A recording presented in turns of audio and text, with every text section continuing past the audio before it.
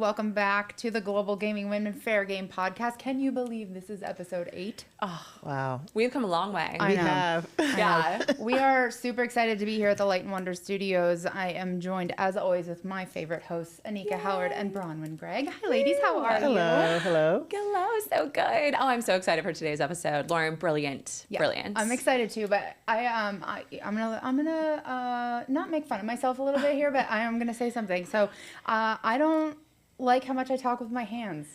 Oh. Have you ever watched some of these? Like now I'm actively gonna sit on my hands. On your hands. No, but this is why my hands are here, because I was watching myself, and it's very humbling experience watching yourself on camera, because I'm like, yeah.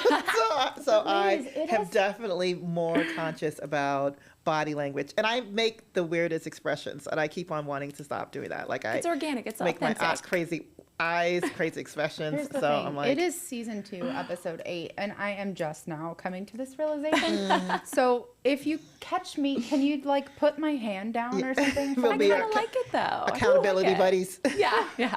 It is intense. Okay, so today we're gonna jump on like a really recent. Oh my gosh. Thanks, Anika. Trendy topic, the let them theory. So thank you, Bronwen, for bringing your prop. Yes.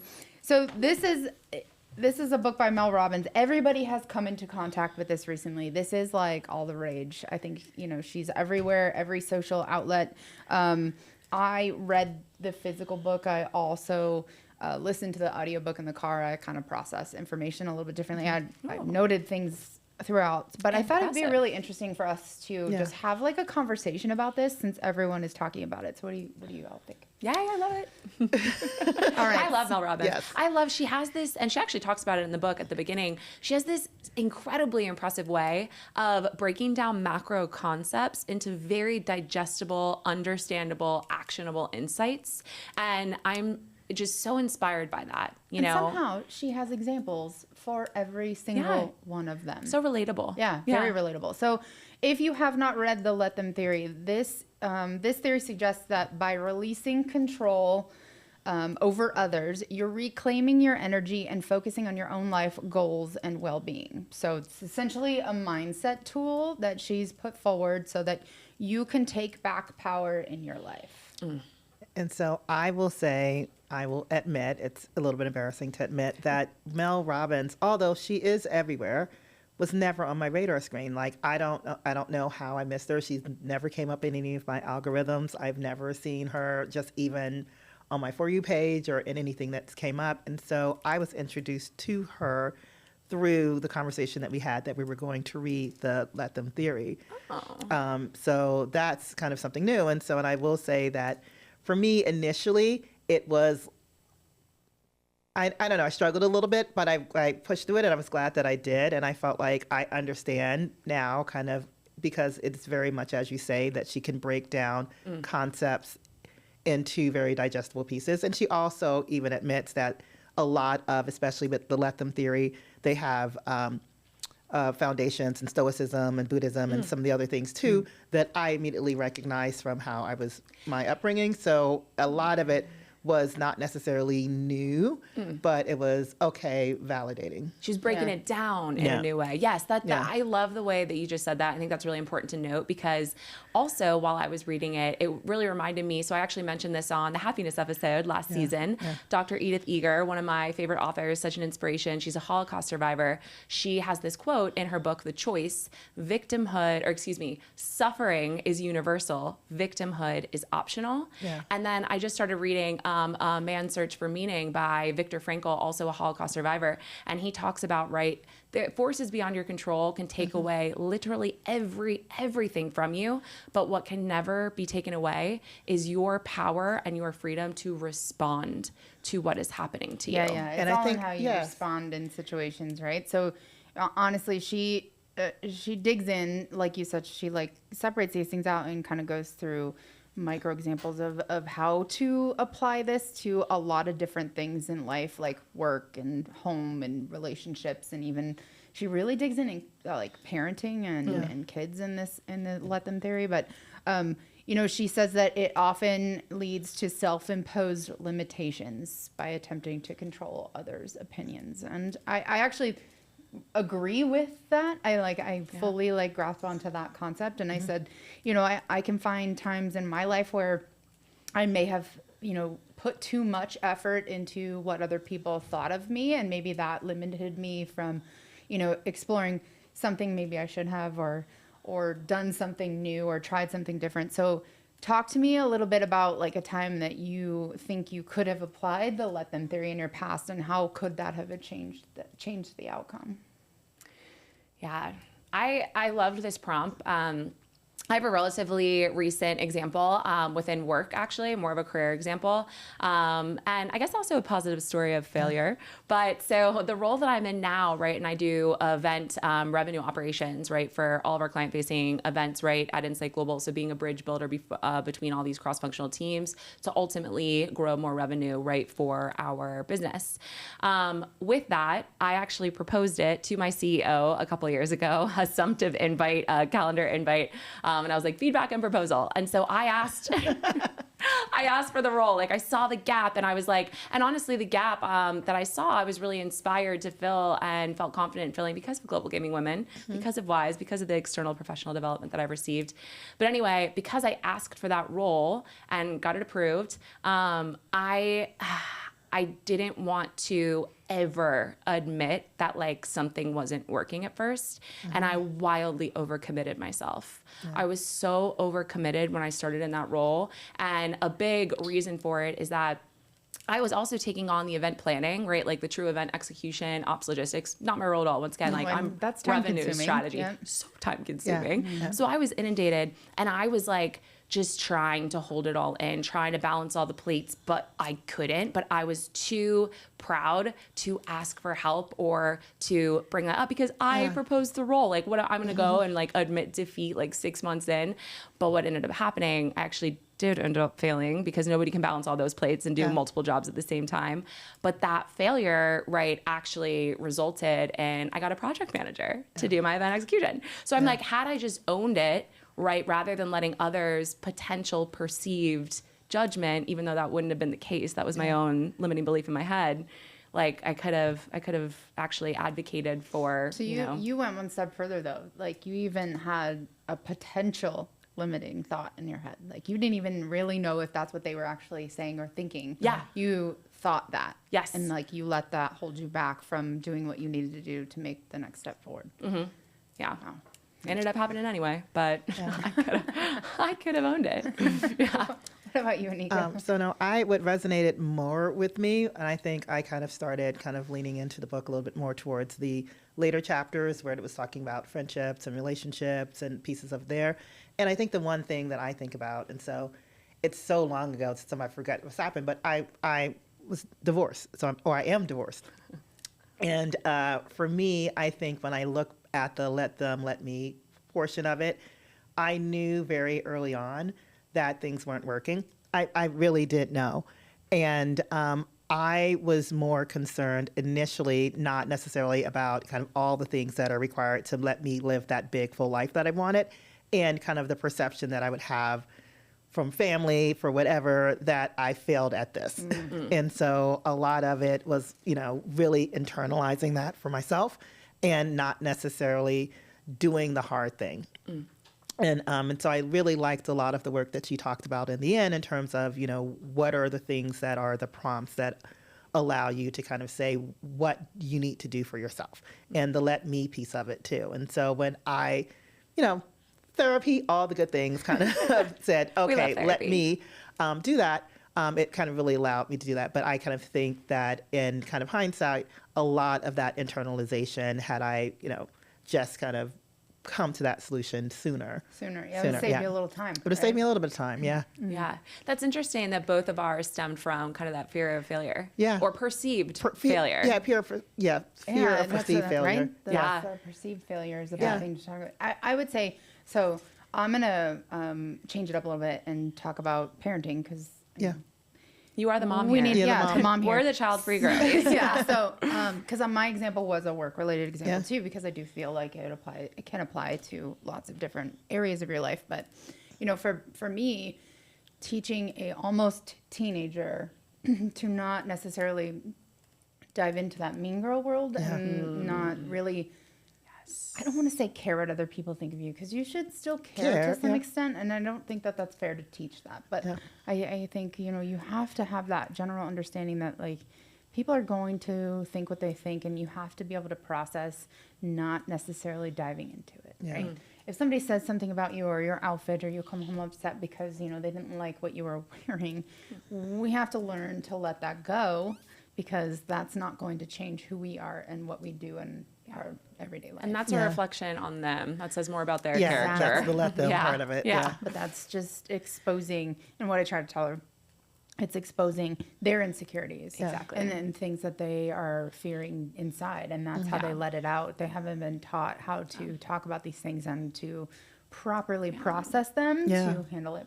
the right way. It's actually sad. When people are mean to me now, I'm like, I'm sad for you or whatever is going on that you feel the need to project on me, because, it's just, being mean is sad. Yeah, I agree. So I'm sort of on the side with you in this book. I feel like there are exceptions to every rule. I think it's a great fantasy, like, to let this apply to every single situation in every life, and that you could live so free and feel so free. But I don't really know that that's possible.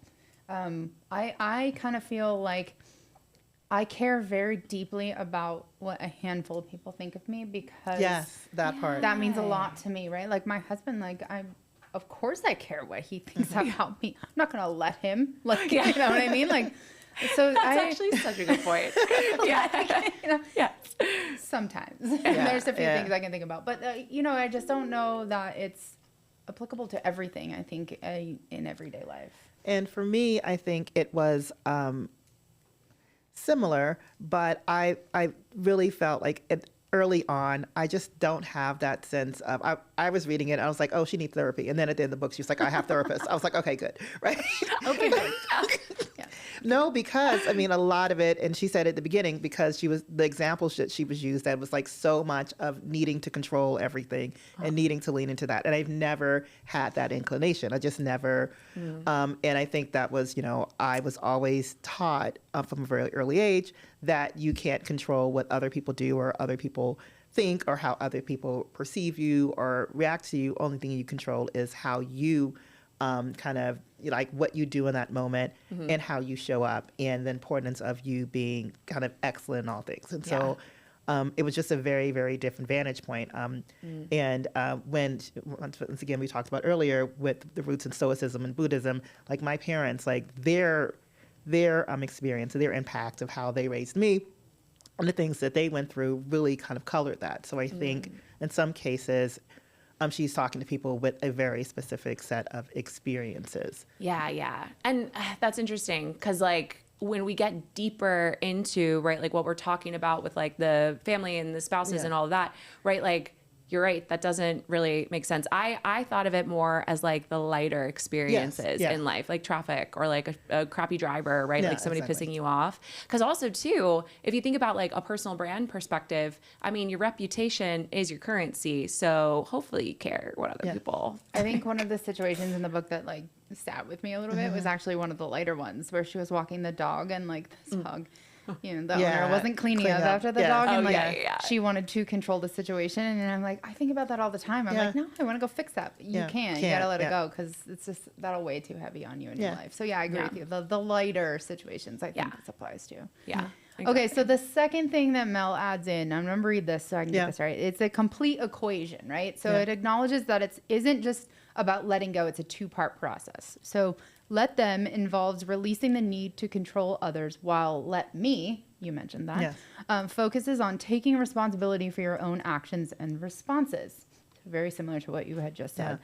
She believes this combination creates a powerful framework for personal empowerment and improved relationships. So what do you think of this? And we know how you feel, so let's start, Bronwen. Yes, no, I totally, I love that equation, because once again, it's like the thing that you actually have power over is your response. So, right, your personal growth, your accountability, what you can contribute to make a situation better is wildly important. Like, you are the main character in your own story. You know, you have to take ownership, right? Regardless of what the situation is, positive or negative. So I really like that. Yeah, we said on a past empowerment episode, I think I said, you know, empowerment to me like is taking control of my own story. And so that's exactly what you just said in a much more eloquent way. No, and I like that. And I mean, I think especially when I think, once again, like I said, what resonated with me were the later chapters, and she was talking about the power that, especially for parents that were, you know, dealing with supporting adult children, and kind of the way that in some cases, the let me part of it is letting go of being an enabler and kind of being to step back and do some of those things too. And so a lot of those things are important. So like I said, early on, I had to get past, because I think, to your point, it's not just about resonating with the examples, but really thinking about the theoretical things behind it and how they were pulling them all together. And I think that for me, as I kind of read, that connective tissue was what made it interesting to me. Yeah, that makes sense. I highlighted a couple of like important quotes I thought that we could, if you're not going to read it, listen to these quotes. Yeah. Okay. Okay. So focusing on what you can't control makes you stressed. Focusing on what you can control makes you powerful. Yes, I agree. Yeah. So like basically releasing control, you know, gives you that freedom to do the things that you really should be doing in your life and not focusing on the things that you shouldn't. Yes, and I think that's why at the beginning of the book it didn't resonate with me, because that's how I just feel already. And I was just like, well, no, you shouldn't be doing that. You should just be like worrying about yourself, right? Stay in your lane. Exactly. Yeah. Worry about yourself. But it is kind of some of the point that, you know, as you kind of, like I said, build on that, you're like, okay, now this was, you know, almost supposed to kind of get you in that phase, like, what are you doing, to get you to the point that's like, oh, okay, now I see where you're going. Yeah. Oh, you are an evolved human, Anika. I love this. I think we're all learning this, like, right, middle age. You're like, yeah, since I was a baby, I have been. but like I have been letting them since I was a big But child. no. So I feel like it's important to tell this story. So, and it's going to be quick, and it's going to be a little bit of tangent, but I think it's a little bit of my origin story because it helps. Yeah. So, my parents are from Louisiana. And so I grew up primarily in Washington, D.C., but the reason that I was in D.C. is because they were student leaders in the civil rights movement. So there is an incident that happened at Southern University where they were altercation with the police. They came to the campus, they killed a student. And as a result of kind of a lot of student protesters, it just wasn't safe. So they, and this is a very, very abbreviated version of the story, to a point that now, 50 years later, the governor actually issued a formal apology to the students. Oh, wow. But long story short, a lot of it was, now imagine kind of young parents, still students, being shepherded out of Louisiana into Washington, D.C., where they felt that it would be safer because it wasn't safe. And now they have this little baby girl. And so all the things that they were feeling as young adults, as new parents, as kind of trying to navigate this world, they kind of basically imprinted on me. So it was a sense of, no one should ever make you feel inferior. No one should ever make you feel less than. You all they these can't things. Take your power. They can't take your power away because they felt like they had power, and they still did, but they just never wanted their child to feel that. My mother, she grew up in Catholic school, and she did not really have kind of the agency over her body and all these different things in terms of how people kind of felt all these different things. And so her thing to us was like, I'm not going to choose these things for you. I want you to be able to choose things for yourself. I want to take you and have you understand all these different religions. I want you to be able to kind of be the person to be able to do this. I want to pour all these things in. So she was a yogi, she was Pilates, she was all these different things and all the new agey things that are now in vogue, but that's who she was. And those are all the things that they imposed on me. So when I was elementary school, maybe kind of graduating from 6th grade, that she gave me the 4 agreements, at that age. And good, that's amazing. And the prophet. So a lot of these things, they just kind of mind melded all the things that they needed into me at a very, very early age. So a lot of the things were repeats. And I realize now that that's not kind of a normal thing. I mean, it's an incredible thing. But it's awesome. But it's a very unique thing. But that's kind of, so when I have some of the vantage point and how I reacted to it was really just because of my personal experiences, not necessarily because anything about Mel Robbins. It's just that my vantage point of how my parents raised me were very, very different. And a lot of those things were not factored in. And so it was always this points of being able to look at other people's vantage point and look at, and take other people's account into consideration, because my parents knew how it felt like when they didn't have all those things. And they wanted to make sure that, one, I understood that, but I would never be that. Okay, so this, ladies and gentlemen, is why Anika Howard leads the empowerment series on our podcast. Yes. Wow. Yeah. Thank you for sharing that. No, and it's like, because that's something I share a lot, and it's like really like a super, super kind of abbreviated version of it, but I think it's important because it's, it's that kind of what the core that has been kind of from the beginning. You should write your own book. I know, you should. You should. Yeah. Yes. And this is so important too, because going back to the diversity of perspectives, you have to have the diversity of all of these different backgrounds to create this really like beautiful tapestry of a world that we live in. No, it is. And I think this is what I love about us together, because when you talk and lean into your experiences, which inspired me to say, okay, I can start, dipping the toe into permission slip to talk about that permission slip. Yes. And when you talk about kind of everything, raising it, we all have these very unique perspectives. But we are still together at this moment in time. Yep. And we still have things that, even when we listen to the book, or listen to the book in my case, or read the book in your cases, that you can feel, here are the points that still resonate. So. It's going to be absorbed differently, but you're right. It's going to resonate, right? In different ways too. I think it's like it's a great way to like live a little bit more stress-free. Yeah, absolutely. I don't think it's reasonable to think you as a human can control this all the time. You can't. I think there are still emotional situations that are not in play here, but okay, I'll try it. Yeah, no, absolutely. Like there were things that I was like, okay, I get it. I believe that. I think that makes sense. Yeah. I mean, I had a situation, going back to like the light examples, right? I even had a situation yesterday and I was like, I might talk about this on the pod. So I was literally, I'm like, whoever the aggressive blonde in the red Tesla was yesterday on the strip who cut me off in an intersection, who does that? It was so dangerous. And I was so rattled because it was just she was like in the turn lane and then like cut me off to get into my straight lane while I was already in the intersection. I was like, that was so dangerous. Like it was just so dangerous. And I was so rattled for a second. Then I was like, wait a second, let her be a crappy driver. Let her she's going to get herself in an accident or something. And like, that's so sad and that sucks. But then I was like, okay, but like, let me. And I was like, okay, let me be just overly cognizant that there are poor drivers out there. I have to be overly on my guard while I'm driving to maintain my own safety. It's like one of those moments where you realize, okay, well, what if they're in a rush? What if they just got bad news and they're trying to get back home? What if so that's those things where you're like, let them applies actually. Like, so it might be like a light situation, but you never know. It could actually be deeper and you don't know what's going on in her life. I always think about that, like, cause I'm kind of a road ragey driver. I won't lie to you. So like I get really mad when I'm driving like, but now I'm like, oh, maybe she's late for work and I feel bad, like, yeah, that's true. But it was just dangerous. Yeah. But you're safe. You're safe. Yeah. You're safe. Okay. So I think we can all apply this in a lot of things in our life. And I think it's a great tool to try to live a stress-free life and try to like release that control and understand that like your long history here explains.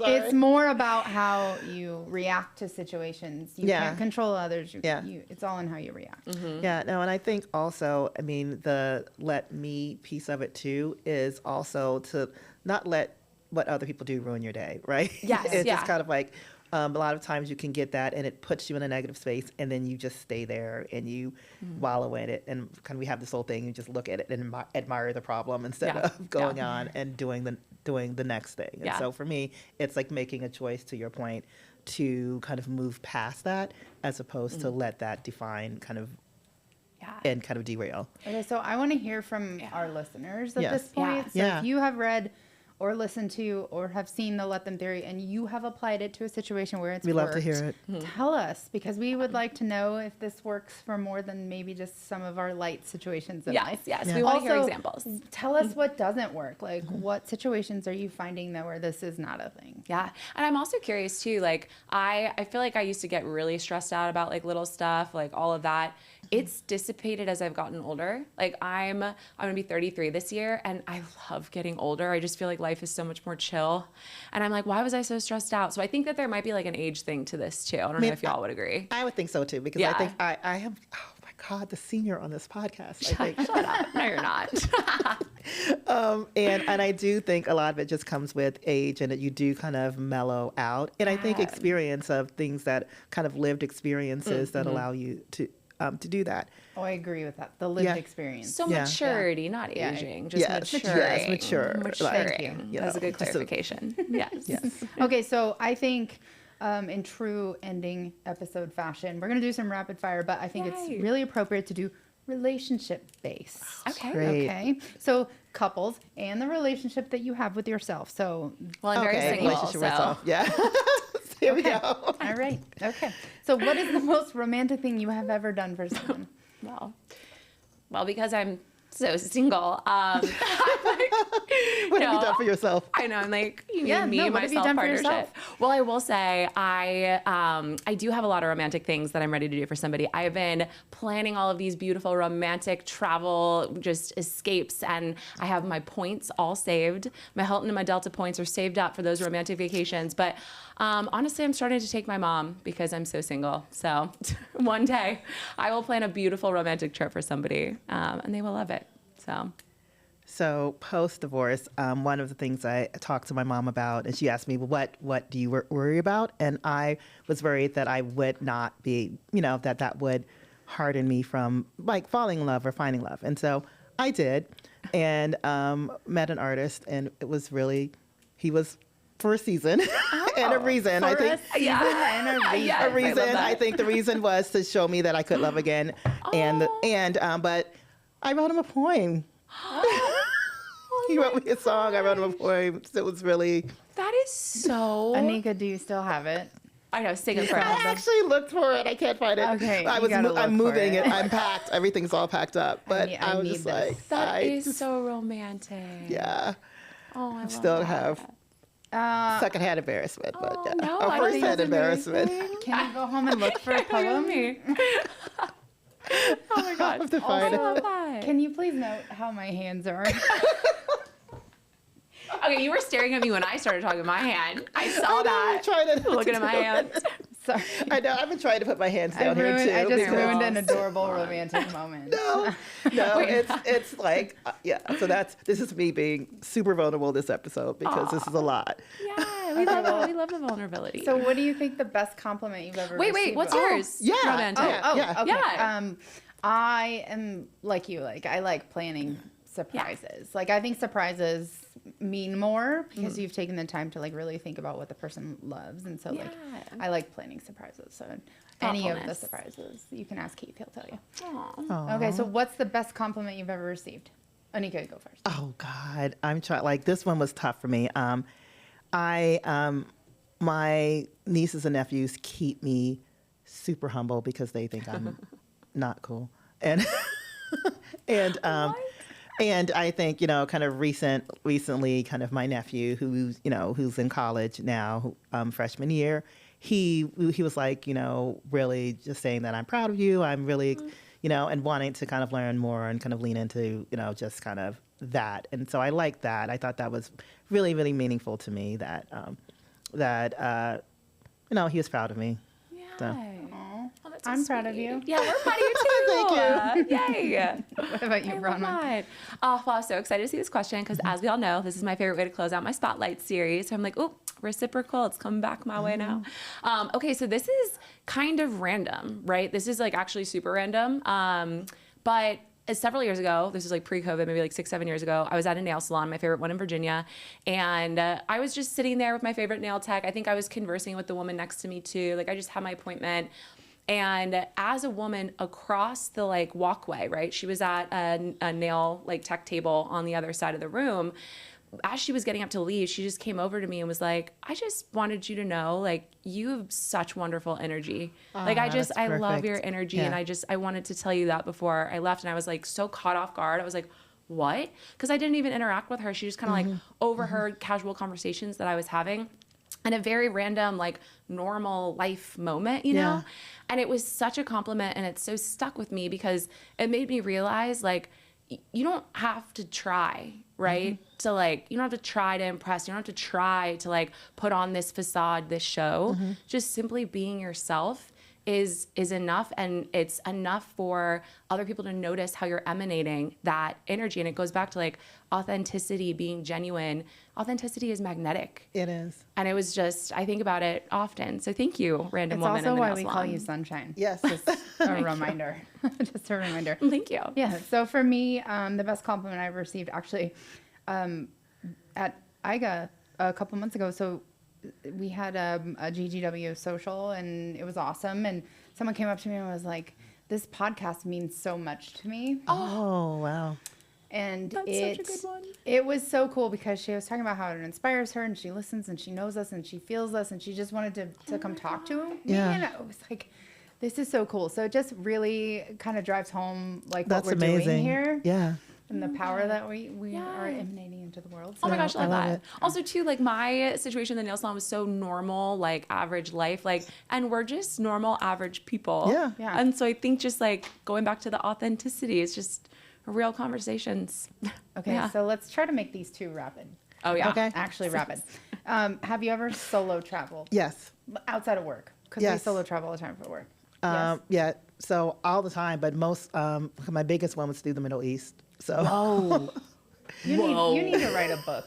Can you write a book? so Oman, Abu Dhabi, Dubai. God, alone? Stop. Oh my God, Anika. Yeah, Anika, please write a book. Hurry I'm up. wowed. I'm inspired. Okay. Like, what? I feel like we shouldn't even answer. Yes, I know. please I'm like, answer. mine's not that good. I went to Laguna Beach. Okay, yay. That sounds Yeah, really yeah, yeah. nice. Well, your favorite place. Yeah, it is. Yeah, we remember that from last season. No, so. it was just a I know, Laguna. but Oh my What? gosh. Yeah, I know. I don't know if I've I would told have you, the I'm seasoned. guts to do that. Yes. I've only solo traveled accidentally. It's kind of a long story, so maybe I shouldn't get into it. But it was accidentally. I was terrified, and it ended up being a really beautiful experience. It's one of my favorite travel memories. I still don't know if I would intentionally do it again because I was scared, but it was actually beautiful. You're so approachable when you're solo. So I had the best conversations with just random strangers, and it was really beautiful. It was only 2 days, but Okay. All right. Okay, last one. Do you enjoy cooking or having someone cook for you? Like cooking for others or having someone cook for you? Cook for others. So it's funny because, like, I'm not a cook. I hate cooking. But there have been some just random moments. Not all of my dating experiences, but I have dated certain people where, for some reason, like, I wanted to cook for them. And I was like, I hate cooking for myself. I'm not a cook. I don't even know how to cook. But I was like, do you want breakfast? You know, like, it's just like, I don't know what it was. But I, like, wanted to. I felt like a little, like, I don't know. I should never answer after Bronwen anymore. I can't even top that. So I'm just going to say I really like when Keith cooks for me. So Okay. Yes. Cute. Boo. No, that's so cute. I top what I she think just it's said. like a way of showing love. It is. You know? It is. It's your love Yeah. language. It's kind of like acts of service or. Oh yeah, which isn't mine, so Yeah, that's but funny. My husband's a really good cook. So Yeah. I- That absolutely helps too. Yeah, he's really good. Okay, ladies, thank you so much for exploring a new topic and trying something different with me today. And I think we learned a lot about each other. No, Yeah, absolutely. excited. Yes. Yes. Thank you. Thank Yay. you, Lauren, for encouraging us to read this book and to, for the idea for this episode. It's great. Thanks Thank for letting us.